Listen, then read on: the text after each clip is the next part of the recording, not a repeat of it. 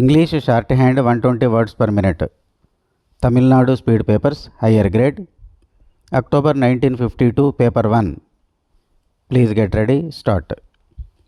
Speaking at the Indian Round Table Conference, Sir Tej Bahadur Sapru said, "My Lord Chancellor, I am speaking with considerable diffidence, as I know that I am following the two foremost leaders of present day India. Mr. Gandhi has, in his speech this morning, put the Congress point of view in a manner in which no other living Indian could have done. He, if I may be permitted to say so, sums up in his unique personality the most burning passion for freedom in India and the highest form of patriotism. Pandit Malavia's record of public service and dedication to the public affairs of his country extends over 40 years. It may be that it is my misfortune that I have at the present moment not the honor to belong to the Indian National Congress. Nevertheless, I am free to confess that during my experience as a public man in India, I have never known any other two men who have commanded the same confidence or respect of their countrymen as these two distinguished representatives on my right. Whether you agree or whether you do not agree with them, you have got to listen to them to think over what they have said.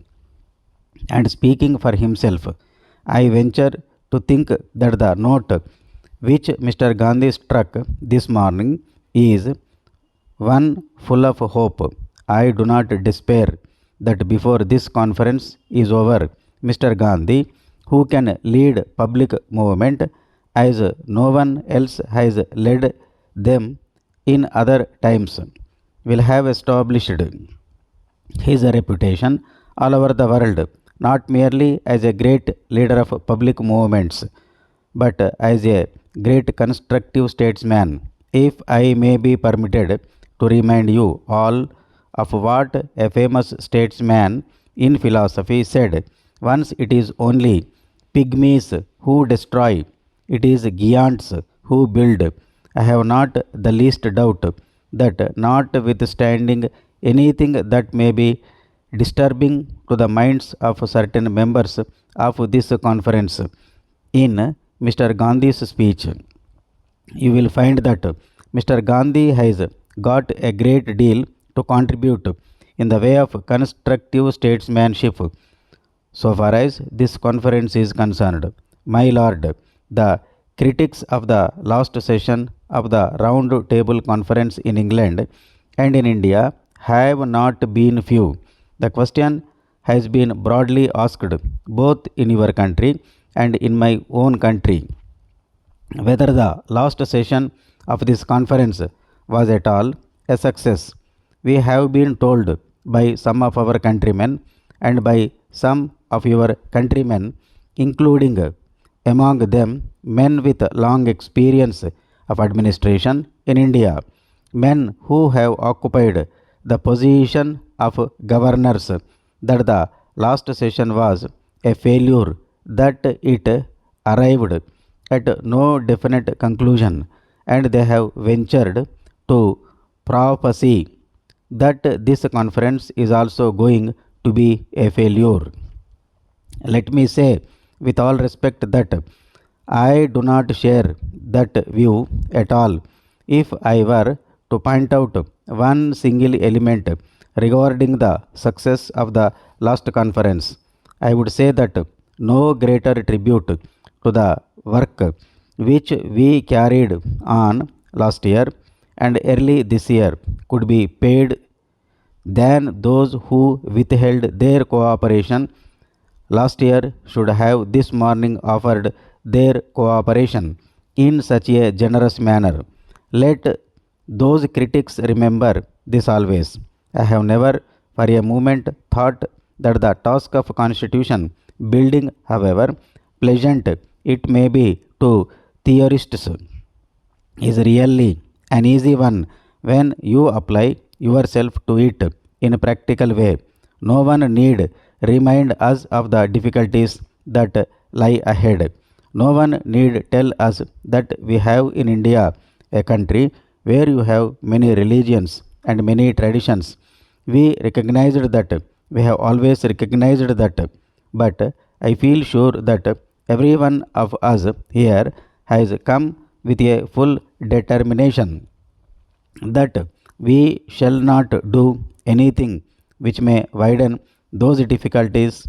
On the contrary, we shall do everything that lies in our power, Hindu, Muslim, Sikh, or Parsi, to bridge over those differences.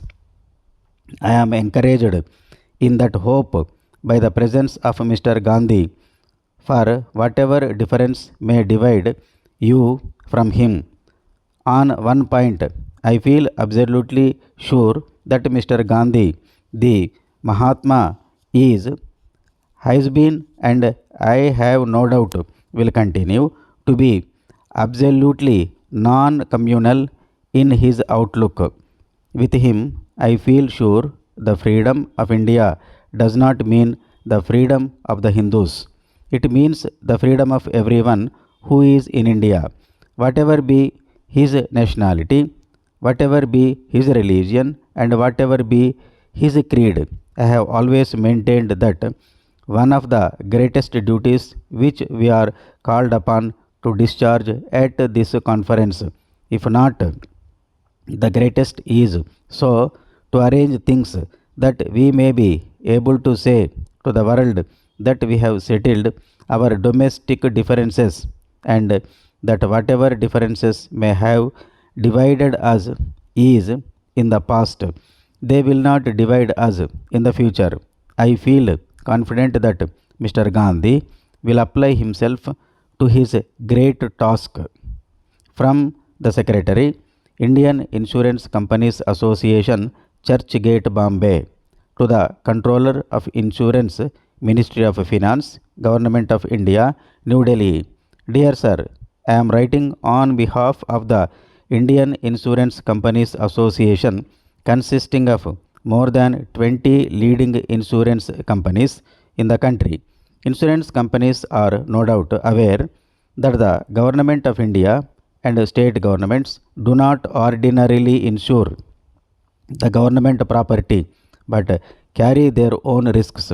The association would, however, appeal to the government that, to the extent that government goes in for insurance of either its own property or goods, or such property or goods as are under its control for the time being, it would give the Indian insurance concerns the much needed encouragement and support, with the object of securing an equitable distribution of government business among themselves, and in order to give government the requisite insurance in regard to their capacity to carry the risk. The Indian insurance companies have on their part prepared a scheme known as the pool scheme, whereby 20 leading companies have formed themselves into a pool and have undertaken to issue a joint policy in respect of each insurance affected on behalf of government. The companies concerned have agreed that their liability under the policy would be joint and several. Thus, in the event of any claim arising in respect of a particular policy, all the 20 companies will be liable to meet the claim.